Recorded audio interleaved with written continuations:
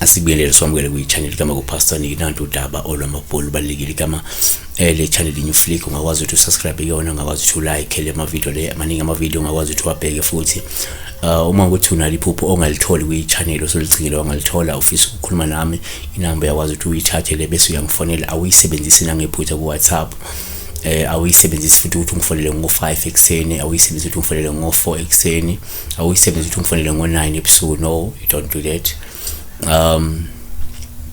Sibheka la udaba kwale Gerdastenkamp 5366 at Gerdastenkamp 5366 uthi hi pastor, I tried to join but fail.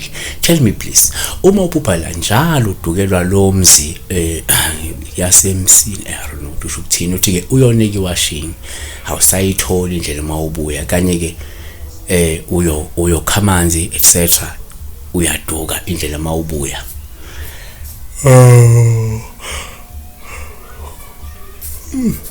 Nake singakusho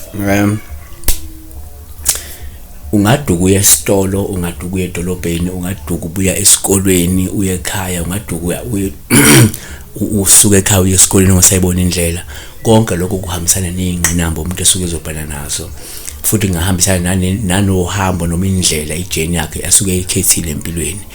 Number 1, uma kungenzeka kuphuphela uduka, sikhathe njengoPaul uyakhuluma uduka ngoba lokho kusho ukuthi ke wentula mhlawumbe into enhlakanipho, wentula umhlahlandlela noma ke isiqondiso nokwenza ukuthi kube nzima ukuthi uphumelele kokwenzayo. Izaga 5:23 uyakufa yena ngokuswela ukulaywa nangobuningi bobula bakhe uyakuduka. Number 2, kuyenzeka futhi uma uphupha uduka kube uPaul lubi uma nguthi uziphupha uyalahleka, lusho ubunzima nezingqinamba ezenza ukuthi uthole kunzima ukuphumelela nokufeza izifiso zakho. Kungenzeka umuntu obhekene nobunzima nezingqinamba ebese ziholela ekutheni kube nzima ukuthi uphumelele noma ukwazi ukufeza inhlelo noma izifiso zangaleso sikhathi. 3, kuyenzeka futhi uma uphupha uduka kube uPaul lubi osukela uchaza ukuthi ke kungenzeka uvaliwe noma uphanjaniselwe izimbangi zakho ezingakufisela impumelelo nenqubekela phambili. Kungenzeka kunokuphanjaniselwa, kungenzeka kunokuvalwa okuthile okuvela kubantu abangakufisela okuhle noma bangakufisela impumelelo nokuthi ube nenqubekela phambili. Kuyenzeka futhi number 4, uma uphupha uduka kube uPaul lubi osuke nje selichaza la ukungalungi mhlawumbe kwekusasa noma ungalungi kwekusasa noma ukufekela nje kwenhlelo zakho ngenxa ke yokuphambuka. Kusho ukuthi ngiyenze uthola ukuthi izinto zaka zihambe kahle ngokuthi mhlawumbe usuphambukile, yabona, bese ke izinto zakho ziyaqala ziyabheda manje, into zakho izinto kusasa ziyaphazamisa ngenxa yokuphambuka mhlawumbe kokuthile. Ngabe uphambuke kwi-cause kaNkulunkulu, kwabanye kuba yi-cause yezidalwa zabo, mhlawumbe uphambukile endleleni abenza ngayo nefanele kabenza ngayo izinto zezidalwa zakhe. Kodwa ke la ke sibheke futhi ukuthi ke uIsaiah 53:6 uthi thina sonke sidukile njengezimvu, yilowo nalo aphendukele endleleni yakhe, uJehova wehlisela phezu kwayo ububi bethu sonke.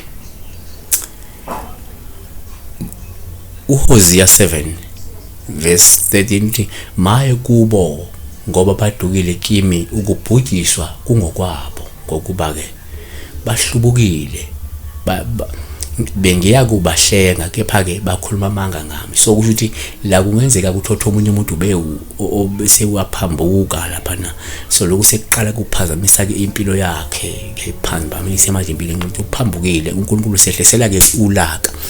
Kwabanye kuba ulaka leyidalwa olwenza ukuthi impilo yakho ngathi ayimi njalo phupho yaduka, kanti sekunolaka leyidalwa manje selihlele siphemu phezulu isimo samandla empilo yakho, yabona. Kusho ukuthi kunezinto ufuna ilungise ezidalweni ke. Number 5, futhi uma uphupha uduka kuyenzeka kube uPaul lubi osuke lichaza ukuphambuka nokungagcini izwi likaNkulunkulu nokuthi mhlawumbe awusahambe ngezimiso, umthetho nangendlela zakhe. KumaHebheru 3:10 Ngakho-ke nganengwa lesizulwane ngathi ke bayakuduka njalo njalo enhlizweni yabo abasazange izindlela zami. Amahubo 119:67 verse. Ngingakahlupheki ngaduka kepha manje sengiyaligcina izwi lakho. Upheshu wokuqala chapter 2 verse 25 ngokuba ke beninjengezimvu ezidukileyo kodwa manje seniphendukele kumalusi nombonisi wemphefumulo yenu. Okusho lani liyakuveza ukuthi sometimes yenze kuduke ngokwezwi kaNkuluNkulu, yenze kuduke ngokwenkambo kaNkuluNkulu. Ngiyabona. Number 6, uma uduka kuba uphawu lubi olungabe luchaze ukuthi kungenzeka uzidonsela amanzi ngomsele ngenxa ke yokungathathi zeluleke ezifanele empilweni. Ngenzeka umuntu oyihlongandlebe, umuntu owukhanda lentshelo kwakhe. Izaga 19 verse 27 lithi yeka ndodana yami ukulalela ukulaywa, uyakuduka emazwini okwazi. Izaga 10 verse 17 zithi ke onaka ukulaya usendleleni yokuphila kepha owenqaba ukusolwa uyaduka. Yabona ke, so kufuna ubheke impilo yakho ukuthi ingabe wena. Number 7 asithi ke uma uphupha omunye umuntu eduka, lolu kuwuphawu luhle kakhulu uma umkhomba indlela, umnikeza direction, ngoba lokho sekusho ukuthi mhlawumbe ngenzeka umuntu omiselwe umsebenzi omkhulu wokunikeza abanye izeluleko, iqondiso nomhlahlandlela noma ke ukubabuyisa abantu abaphambukile. KumaHebheru 5 verse 2 angabekezelela abangazilutho nabadukayo lokhu naye uzungezwe ngobuthakathaka. EkaJakobe 5 verse 19 ithi ke bazalwane bami, uma omunye kini eduka eqinisweni omunye ambuyise, buyisanani ke ngazawethu. Siyabonga besikhuluma ngokuduka ukuthi nako singakusho ngokuduka ngazawethu, ngoba kungenzeka abanye basevangelini likaNkuluNkulu bese beyiphupha beduka, kusho ukuthi kunezinto efuna bayilungise noNkuluNkulu. Kungenzeka omunye ubhizi nento zeyidalwa ebone eduka ukukhomba lento, kungenzeka kunento efuna ayilungise nezidalo zakhe. Kungenzeka omunye iphupha eduka kanti usewumuntu oselahlile iluleko, ongafuni ukunikezwa izeluleko, ongafuni ukuqondiswa endleleni bese iphupha eduka lo muntu loyo. Omunye angaphupha eduka ngoba kuphanyanselwa abathakathi baphambanisa izinto zakhe ukuze kube nzima ukuthi aphumelele, ukuze kube nzima ukuthi abe nengqubekela phambili. Siyabonga kakhulu kabo pastor ngi-channel Netflix kubalile yena kufanele like, ukusubscribe nokunikela ke kwi-channel mona amandla. uNkulunkulu akubusise. Siwe